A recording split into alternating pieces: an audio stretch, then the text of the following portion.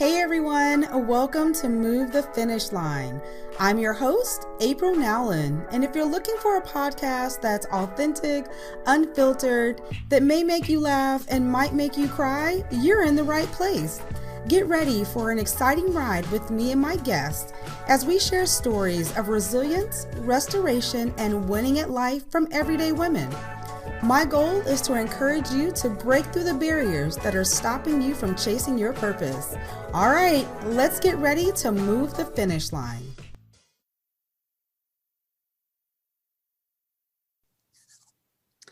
Hello, everyone. Welcome to another episode of Move the Finish Line. I am so excited that you're here with us to listen to the wonderful stories of resilience, restoration, and winning at life from everyday women. My name is April Nowlin, and I am a breakthrough coach and consultant. And I love to help women to cultivate their purpose so they can make the greatest impact on the most amount of people. So many of you guys, if this is your first time listening, you may be asking yourself, what in the world is Move the Finish Line? So Move the Finish Line is based upon the scripture, 1 Corinthians 9:24, where it talks about we're all running a race and that we are to run to receive the prize and that we are to run to win.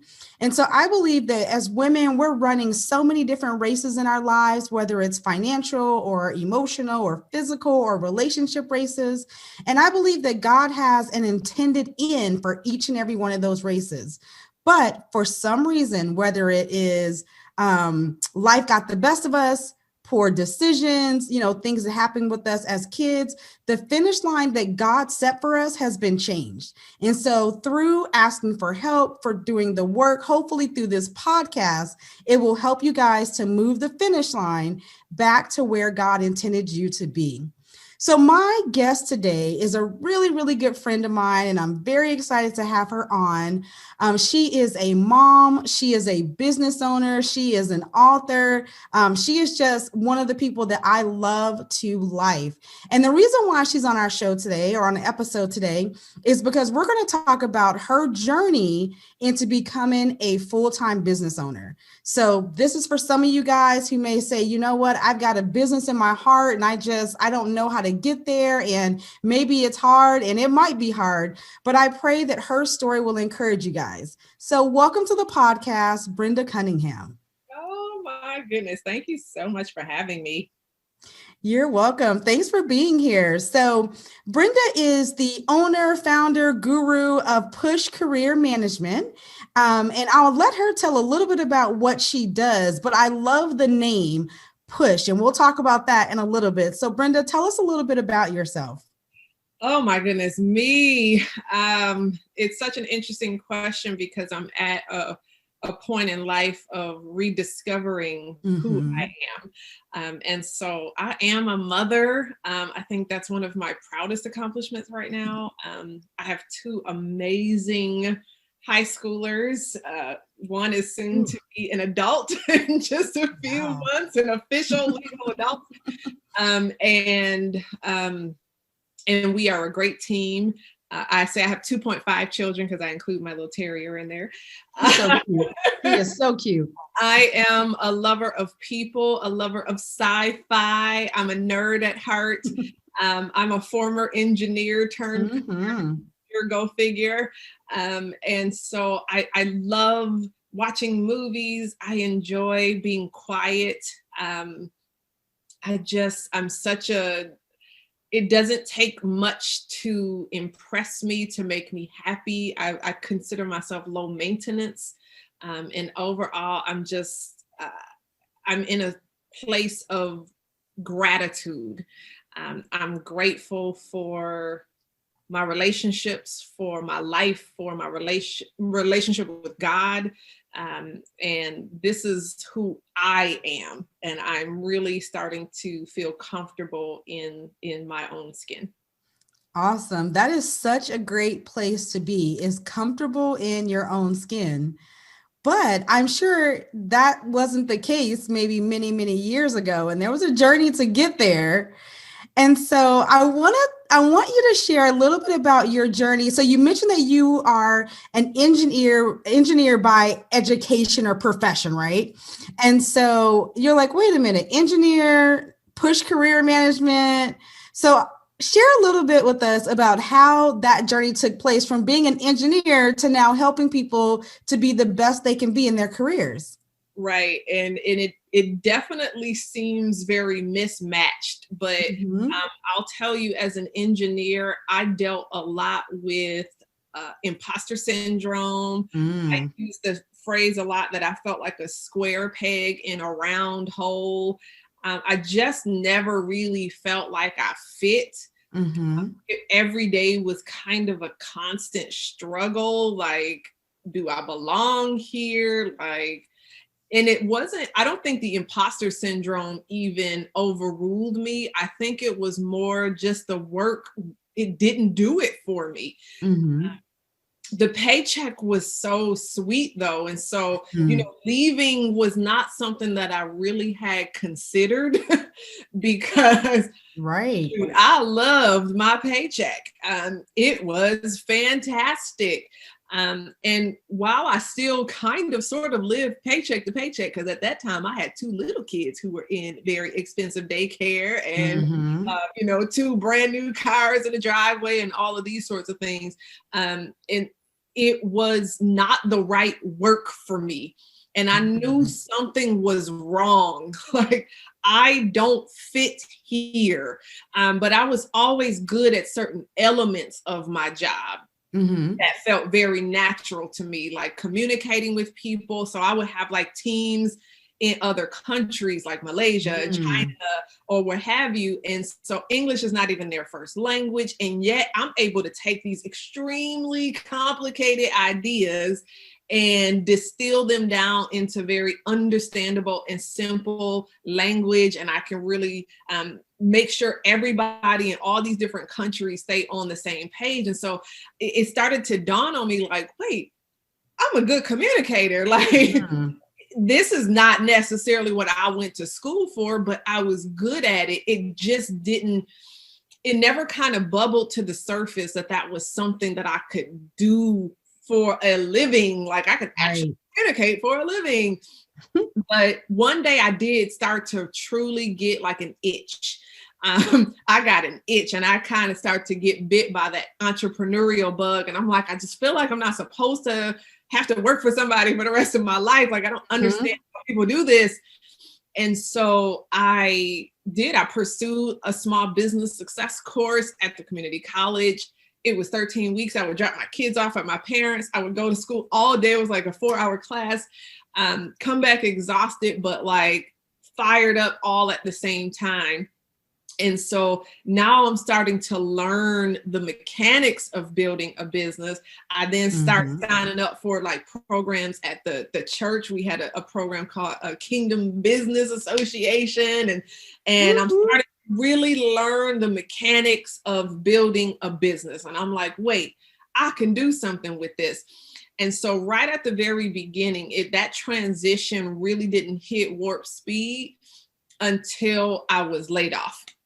And so all of a sudden, I went from not really loving my work, but tolerating it because the paycheck kind of overcompensated all those other negative pieces, to that's not even in the cards anymore. Like, it's gone. It got taken from me. And so I'm like, oh, shoot. Now you got this blank canvas. What you going to do now? And so that's when I started to contemplate full-time entrepreneurship. But I'll tell you, I was still scared. It still didn't feel real. It still didn't feel like it was in my reach. And so I actually started to go through the process of job search, and I applied for jobs, and I took a job that I really knew I didn't love, but I felt like I just needed a job just because you're supposed to have a job, or so they say. And so I took this job, and almost from the moment I got there, I knew I wasn't supposed to be there. So I'm like, but God, like, aren't I supposed to work? This is the responsible thing to do. You have children, you have mouths to feed, you have to work. And so, I plugged along. I did my best. I did the work, and in March of that following year, after I took that job, I heard from God, like it was just plain as the nose on my face, that you are not supposed to be working for somebody else. And I'm like, what? And you need to be helping people in the area of their careers. And I'm like, we not having this conversation anymore. And so I'm like, oh shoot. And even a date was revealed to me. It was like October 1st, you're going to leave this job. That's your last day. And so here we are in March of that year that I'm telling my boss, I'm leaving here on October 1st. Now, you and I both know, and your audience knows, that when you tell your boss in March that you're leaving on October 1st, your boss is usually like, let me help you. You can leave right now. Today is for you to leave. But my boss was so gracious, and she was like, oh, thank you for the heads up. We'll make sure to get you gave us plenty of time to find your replacement and all of these other things. And I finished strong, and it was a great close out to that chapter. And then it was on. Then it was full time.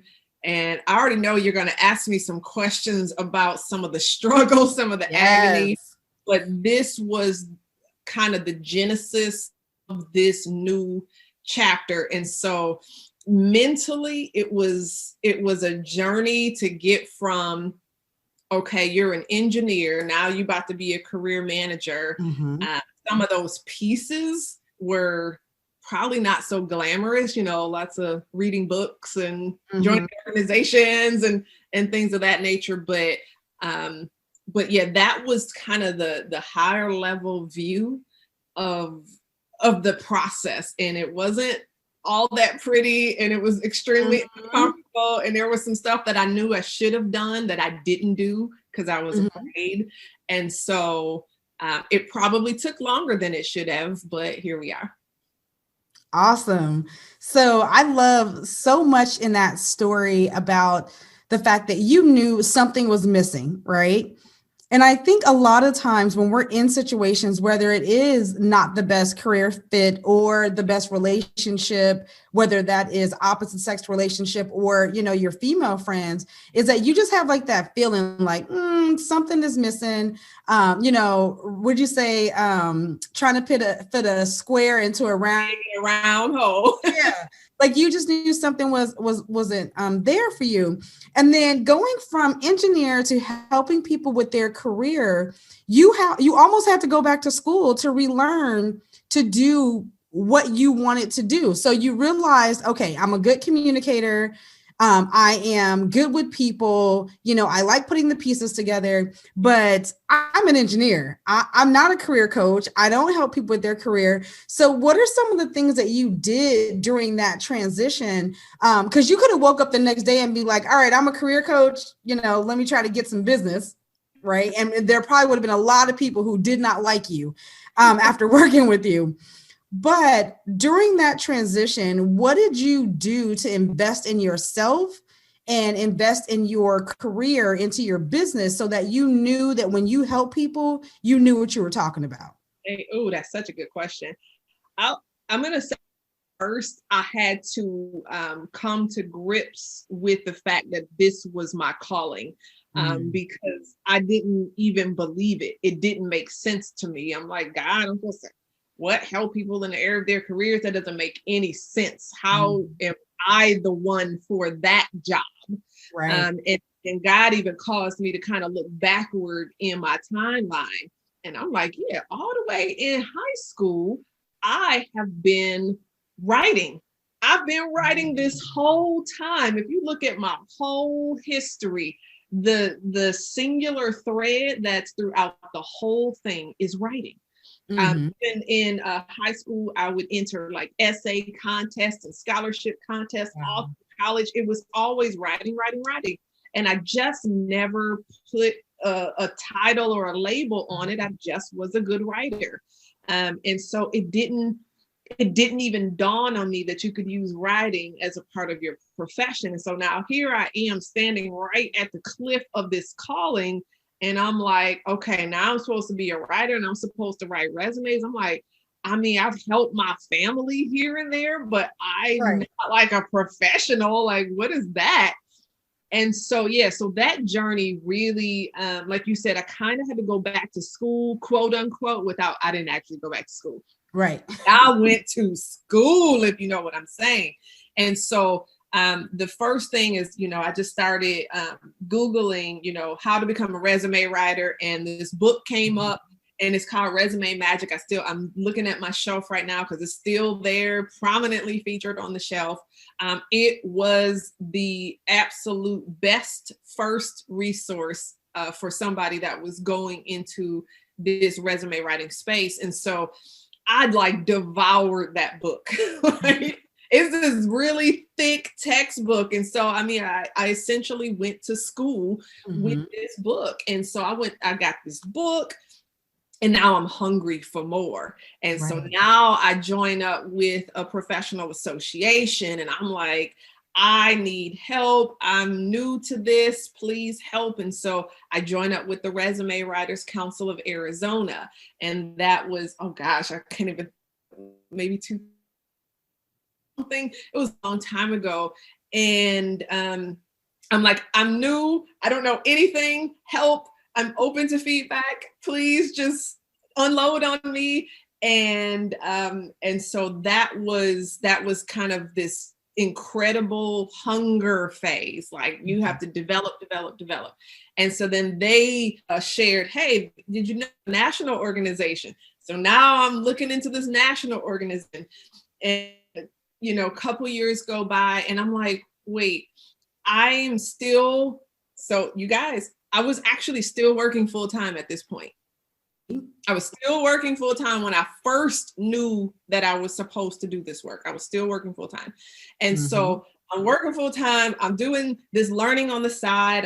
I'm picking up these books. I'm going to these meetings, if you will. And then I got laid off. And then it's like, oh, okay. So I just want to make sure that I set the kind of the timetable straight for you as you're listening. But at some point, yeah. So now I'm unemployed. I've got $0. And I knew that one of the best ways to really get concentrated training and learning was to saturate myself with it and go to one of these big industry conferences. And oh my gosh, I think back to the cost of that conference. And that conference cost $600 between the conference and the airfare. In the hotel, it would be $600. And let me tell you how much I had in the bank. How much? $619. I had $619 in the bank, and it would be $600 for this thing to happen. So now as Dave Ramsey would say, I'm on like a scorched earth budget, beans and rice now in San Diego with everybody else is eating out and got their big expensive, corporate. Here I am broke. I got like $20. We can eat out one time and everything else is going to be fruit salad off of the the buffet table. And I paid that money, and I will tell you right now, that was the best $600 I have ever spent in my whole entire life. Because I got exactly what I set out to get, which was that saturated, concentrated learning. I talked to people who encouraged me, who have been doing this, some of which have been doing just for a few years, many of which have been doing for a decade or more. And all of a sudden I saw something was possible. It was possible. It was, but not only was it possible, some of them smacked the good common sense into me. I remember one conversation, and it really stands out. I was, really eager. Oh, I'm going to help the unemployed. Oh, I'm going to help these people that don't have a job. Oh, this is how I'm going to get my feet in the door. And Yes. So this particular person sat down with me and said, "Well, let's think about this a little bit, shall we?" And I said, "We shall." And um, she says, "Wait, you're going to help the unemployed?" She said, "You realize that the unemployed don't have any money. And so if you're trying to help people that cannot pay you, how do you think you're going to stay in business?" And Great question. an absolute light bulb moment. And I was like a deer in the headlights. And I'm like, well, uh, uh. And I had nothing. I had no comeback. There was no response. And she was absolutely right. And so it was that moment that I actually had to start through, what does a business look like? Like, Yeah. this is not a charity here. Like, you're not just giving everything away. If you don't have income coming in, you won't be in business very long and you won't be able to help anybody. That And is so, so good. so that was really a moment where everything changed. And I wasn't just an eager young person ready to, climb this entrepreneurial mountain. Like, now that was the first time in forever that I'd actually thought like an entrepreneur. And it made a difference in the whole wide world. That is so good. I thinking like an entrepreneur. I remember when I started my business officially 8 years ago, and I was kind of in the same boat where I wanted to help. So I think when I met you, I may have been just getting started in marketing, but many of you guys may not know this. My business started as an event planning company. It was because I used to plan corporate events at one of my jobs on the marketing team, and people were like, "You're great at that." And I was like, "Yeah." And then I realized I had a people quota and I didn't want to be at big events all the time. And so I had to shift my thinking. But when I started my business, I really looked at it more of a hobby and I didn't treat it as a business. So thinking about your business as a business is huge, and it's going to shift what you do and who you do business with and who you serve. And as much as we love to help people, like you said, we also got to keep a roof over our head and keep the lights on. So you got to pick a business that's going to pay something. So you go to this conference, you get this aha moment, you start out and you're like, yellow brick road. I am doing this. I'm excited. And then you hit a brick wall, as we all do in business, right? We get to this place where it's like, okay, what do I do next? Like you said, you had made the decision that I'm not just going to help people who are unemployed. I'm going to scale my business. But in doing that, I'm sure you didn't just think of it by yourself, right? Who are some of the people when either you hit that wall or you needed to scale? Who are some of the people that you reached out to and connected with in your life that help you to keep pushing forward? I think automatically when I did go to that conference, one of the benefits of that conference was that they paired you with a mentor. Nice. And so they paired you with a mentor who had, tons of experience or what have you. I'm going to name drop a little bit. My mentor at that time, her name is Erin Kennedy. She's kind of a big deal in our industry, even to this day. And so I didn't even realize what a gold mine that had just been placed right on my lap at that time.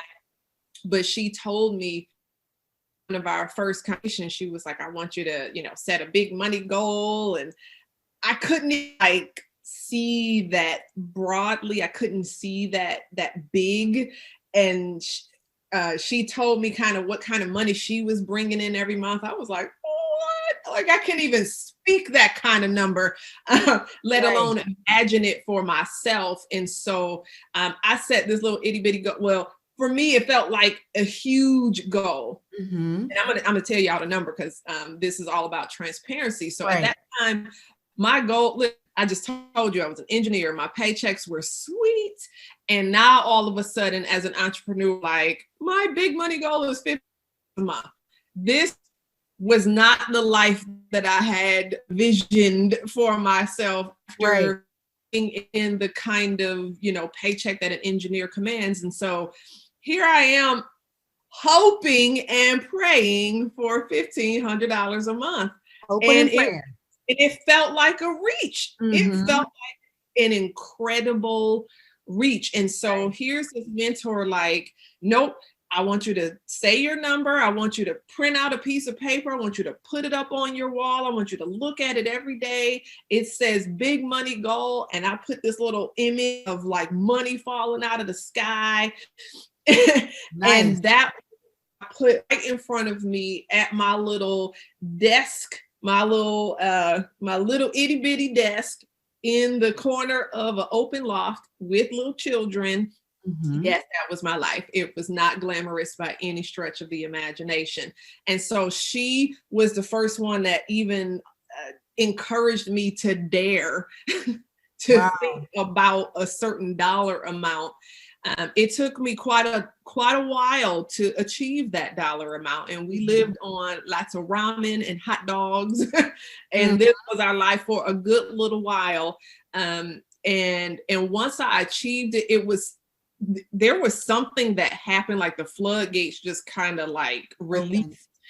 Everything got unleashed, because once I achieved it, I was just like crushing it every month, and then I start changing it. And then 1,500 went to like 2,500, went to 5,000, went to different amounts. And I'm like, what? This is happening. And so there's a whole lot of ugly that went into those seasons of transition from 0 to 1,500 to 2,500 to 5,000. There's a whole lot of ugly. And if you want to go there, we're going to go there. But she was one of the first people that poured into me. And then outside of her, I would say, I think we had talked about before about this particular word that means something to me. And this word is tsunami. And that word, if you're not familiar with how tsunami work, I encourage you to go like watch a little YouTube video or something, because I want you to see it. I want you to like literally see it with your own eyes, what a tsunami, how the motions of a tsunami occur. And so what happens first is all the waters pull back. And so this beach that the shoreline is where it is, all of a sudden it looks like it's empty. Like, where did the water go? Everything pulls back.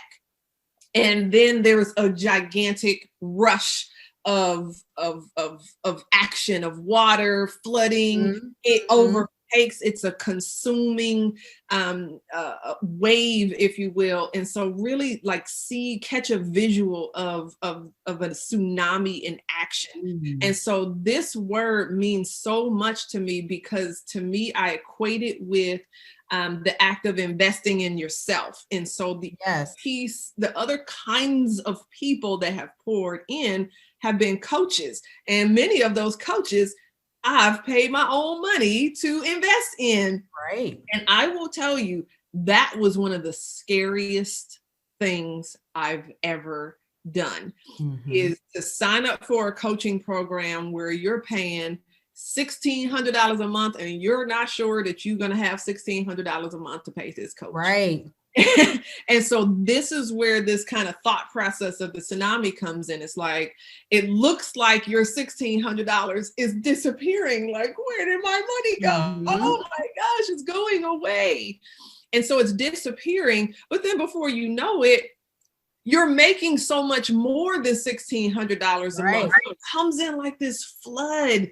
And it's an investment, right? You got to spend a little in order to get a major return. And so that is what was happening. So these were the kinds of folks, I went to a number of free programs and, let's do the ABCs of starting a business kind of classes. And I would do those things. And I'm like, okay, yeah, but I have specific questions. I don't feel like I can move until I get my specific questions answered. And everybody wanted to, it was like, come and let me give you this little ABCs. But if you want the real information, we have this program, that's $1,000. And so it was absolutely ludicrous to see how much how much of a difference it made. Mm-hmm. Invest dollars, even though I was afraid of not having enough to feed my family, to cover my expenses and things of that nature, and to then watch everything, the return, to come back in like a flood. And so I really want you all to grab a hold of this tsunami concept. Yes, I love that. I love the fact that you're talking about investing in ourselves, because, and I heard someone say this a few months ago, and I can't remember if it was like on Facebook, a live or something she was doing, but she said, we will spend $1,000 on a purse, $300 on a shoes, $60,000 on a car, $400,000 on a house. But if someone says, I need you to go to this $600 conference to set up your business for success, it's like, $600, right? And even if we had it in the bank, it would be like, $600. And so I love the fact that you were like, you know what, I'm going to invest in myself. And that's the thing about being a successful business owner. It never stops. You constantly have to reinvest in yourself. There's never a time, I think, that you get there and you're like, I'm good. I don't need any more help. I'm fine. I'm good. And so I love the fact that you said, you know what, I'm worth investing in. You know what? That's the key. It's when I got to the point of believing in myself, it changed the game. So you can pour into you all day, every day. You can read all the books. You can go to all the conferences. And until you've decided for yourself that you have got the goods, you are a valuable service provider, or what you're doing is adding value to your clients or to the people that you're working with. My goodness, once you believe it, everything is different. Yes. And if you don't believe it, it shows. And if you don't believe it, why would your customers even dare think to spend their money with you? Absolutely. And so I had a gentleman not that long ago. He actually, he wanted to do some coaching with me. And I told him, I was like, he asked me what it would cost. And I told him the cost. And I said, but I have already a plan to increase that cost this coming Friday. This was a Wednesday. And I said, the cost is going to be changing on Friday. So if you wanted to, kind of take advantage of today's pricing, you kind of got a day and a half to get that done. And he says, well, what are you changing the prices to? I said, well, it's going to double. and we were on the phone, but I could almost feel him staring at me like, what? I know you did not just say that these prices are going to double. And I said, absolutely. He said, why? Why so much? I said, because it's worth every penny. He said, that's the confidence that I need to be able to go in and negotiate my own salary and the kind of things that I deserve. He was like, I absolutely will be working with you. See, girl, what I remember, I was working with, this is a client that I've had for 3 years now. And I met him through another client. And so he fired that client and called me and was like, hey, would you work directly with me versus, kind of like the middleman between me and this other guy, because I'm not seeing results. And I said, sure. And so my prices were higher than this other client. And so I walk into this meeting and I sit down with them, and I had already sent him, my price sheet. And we were in the meeting to kind of talk about what it would look like.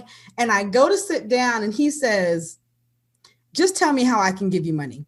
And I was like, okay, all right. But it's because of the confidence I had shown him through someone else So when it came to my prices, even though he was paying less with this other person, he was just like, how can I give you money? No questions asked. What do I need to sign? But if That's I the did not question. believe in myself, I could not have walked into that meeting with that confidence. It would have been like, well, maybe, well, what can you pay? And no, like this is how much I charge.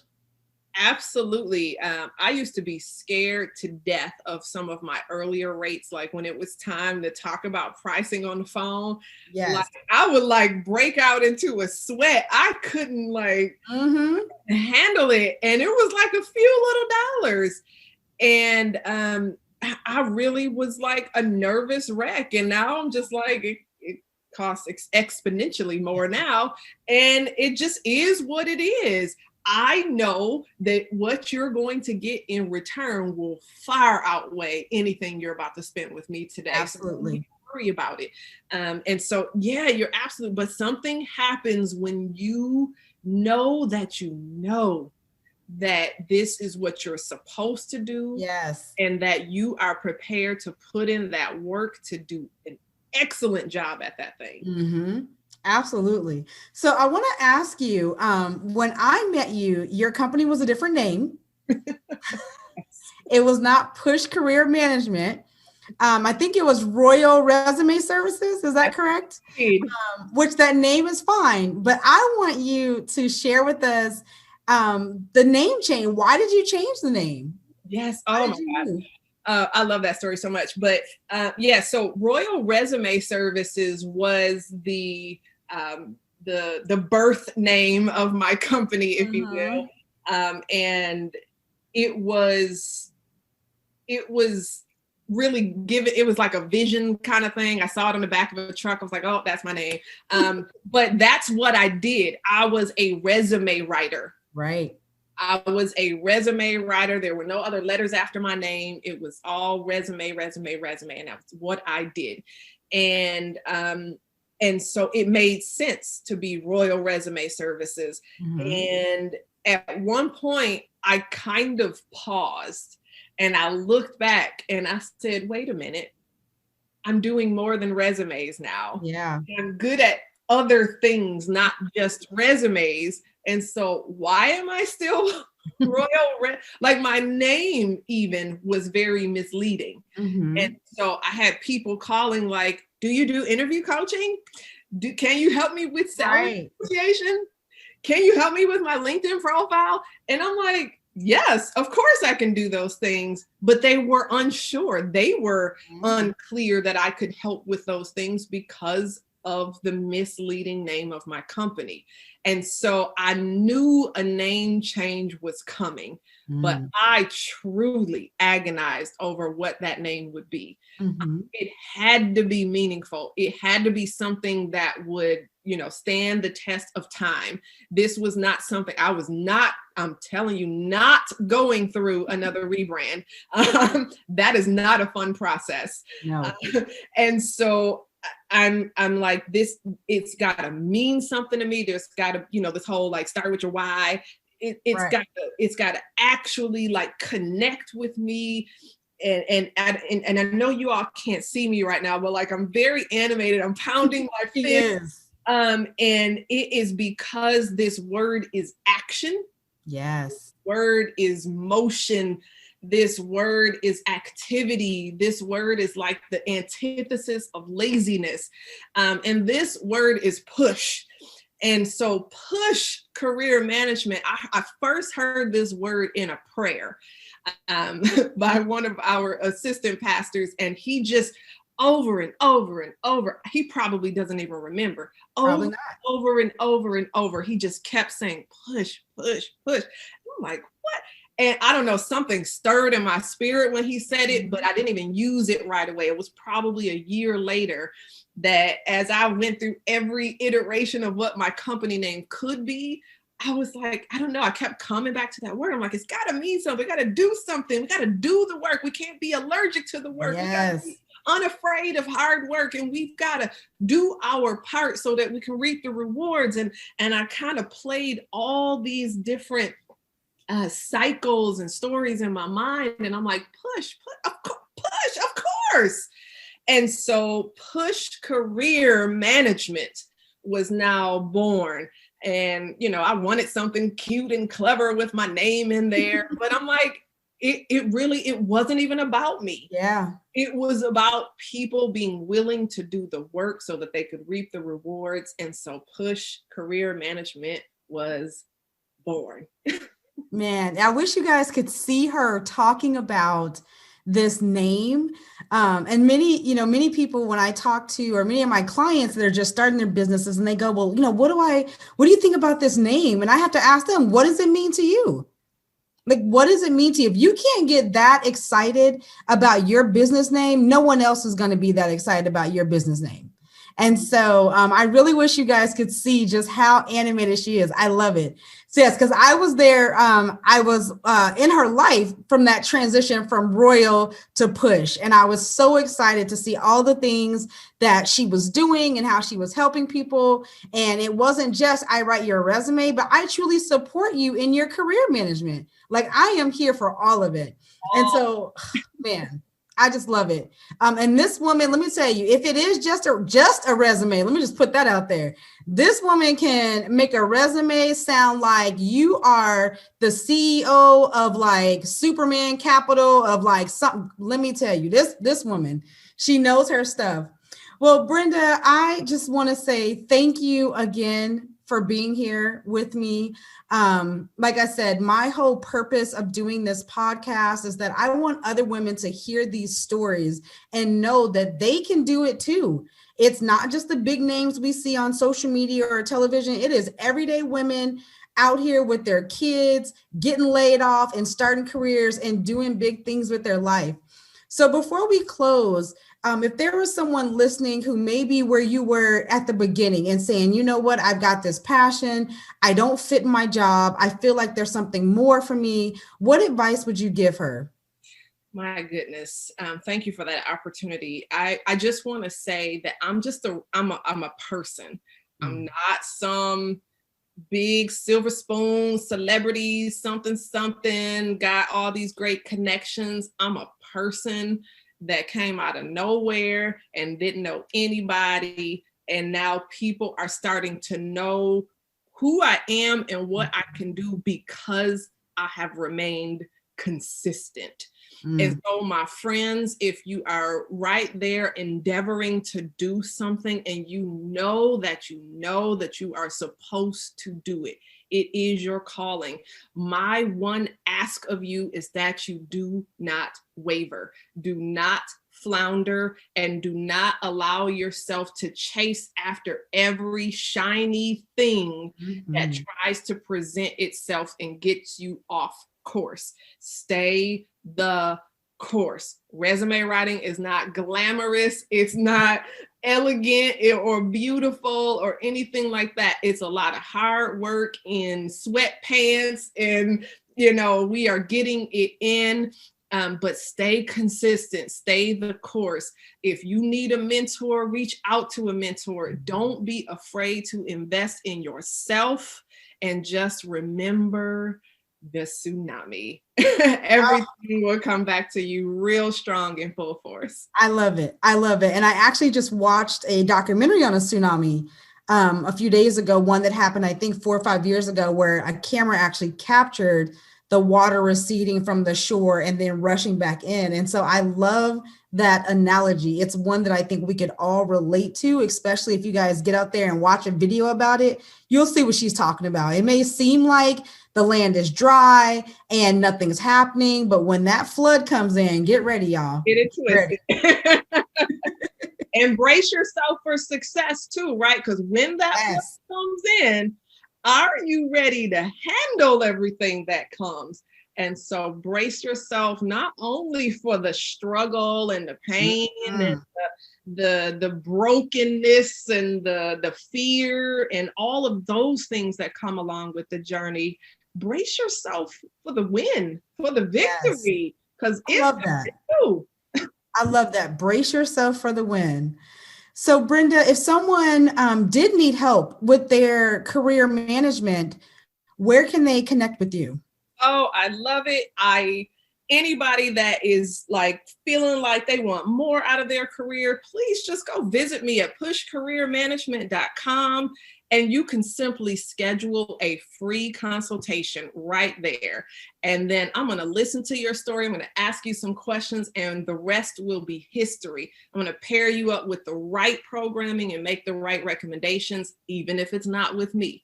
I know a lot of people who are really, really good at what they do. And so whatever that looks like, I would love to just have a conversation with you. Pushcareermanagement.com. Awesome. Awesome. So you hear that, guys. If you guys are in a situation where you're looking to change your career, you just need some help, you need a great resume, she can do it all. So Push Career Management.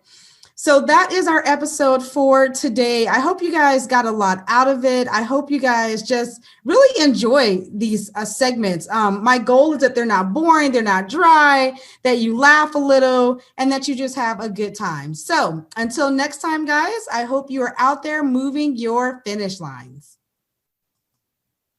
All right, y'all. Now, I hope you enjoyed this episode. I pray that it encourages you and you were able to laugh a little bit along the way. Now, if you know someone who has a story of resilience, restoration, and winning at life, let me know. I would love to share their story with my audience. Don't forget to subscribe to the podcast so you guys don't miss a beat. If you want to connect with me, hop over to aprilnowlin.com, where you can learn all about how I help women to cultivate their purpose so they can impact more people. You can connect with me on Facebook and Instagram and Clubhouse under April Nowlin. Thanks again for listening.